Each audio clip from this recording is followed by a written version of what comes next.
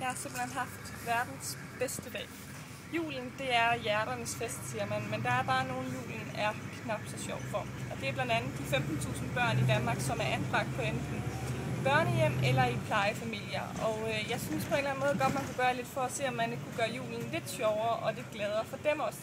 Så i morges så gik det lige pludselig hurtigt, og så fik jeg oprettet en konto og gik i gang med at samle nogle penge ind til et børnehjem, der hedder Strandridergården, som ligger i Rudersdal, hvor der bor 17 børn fra 5 år og op efter.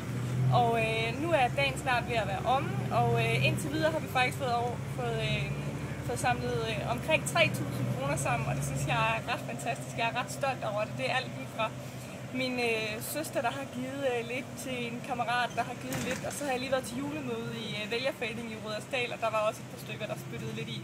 Så jeg er rigtig stolt over det, men det er jo kun den 6. december i dag. Der er lang tid til den 24. december, så jeg håber, du også vil være med til at give et bidrag i boksen nede under videoen her. Der kan du se et kontonummer, et registreringsnummer, og så håber jeg, at du også vil indbetale lidt til de her børn på børnehjem i Strandridergården. De kan få en lidt sjovere jul.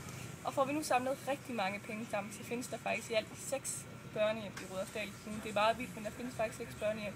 Så hvis nu vi får samlet rigtig mange penge sammen, jamen, så udvider vi naturligvis bare konceptet til nogle flere børnehjem. Så jeg håber, du vil give et bidrag. Tusind tak.